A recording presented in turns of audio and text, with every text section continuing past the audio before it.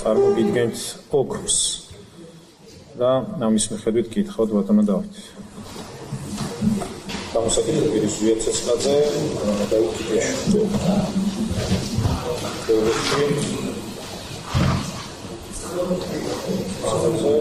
როგორ ვითარებაში ჩაიარა ზვიაცეცხლაძის გამოკითხვა? შვიდ ვითარებაში ჩაიარა ზოგადად ყველა გამოკითხვამ. ანუ ზვიაცეცხლაძის მხრიდან რაიმე ესეთი შეუქმებელი ნახეთ აი გააგიხსნით კონკრეტული პირები ვიზეც კითხვას მისვამ. რადგან ვერ იხსენებდა ფაქტია რომ ვერ გაიხსენეთ ოქმის მოტანა დამჭირდა და მე უკვე როდესაც თქვენი ხელმოწერა ნახეთ მე დამიდასტურეთ. მისი გამოკითხვის დროს რაიმე უჩვეულო რომ გამოკვეთილიყო მისი მხრიდან არაადეკვატური ქცევა, აგრესია, დაძაბულობა ოქში მოიქნებოდა და აუცილებლად დაგამახსოვრდებოდა და რადგან არ გაქვთ მითითებული ოქში და რადგან არც გახსოვთ შესაბამისად ჩავთვალოთ რომ შვიდ ვითარებაში მოხდა ზვიაცეცხლაძის გამოკითხვა. რაიმე დამამახსოვრებელი ქმედება ზვიაცეცხლაძეს და ზოგადად არც ერთ ჩემს დასაკითხებს არ განახორციელებიათ.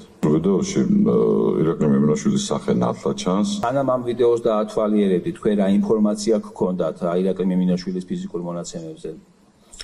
ინფორმაციული პატაკი. ვის ჰქონდა ატვირთული ეს ვიდეო? ვერც რა ერქვა? გეტყვით.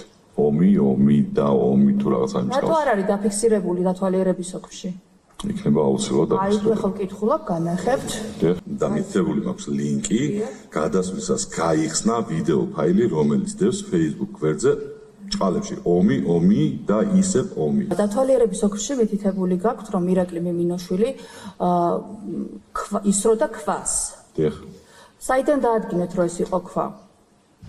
ვიდეოს დათვალიერებიდან.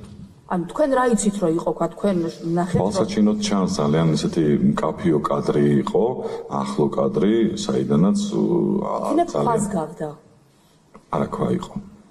დაზუსტებთ როგორ შეგეძლოთ რომ იყო ქვა, ანუ მაგის თქმა მინდა რომ ობიექტური პირისთვის ობიექტური პირი გონიათ, ანუ საკუთარი პოზიციიდან გამომდინარე ობიექტურად შეფასების უფლება გააქვთ? მოწმე ვარ და მე ობიექტურად და ყოველთვის ვაწარმოებ, ნახეთ ობიექტური პირი ვარ, ვინაიდან მე გამოძიებას ვაწარმოებ ობიექტურად და ობიექტური პირი ვარ მეც და გეუბნებით რომ არ იყო ქვა, მაშინ როგორ გავიგო?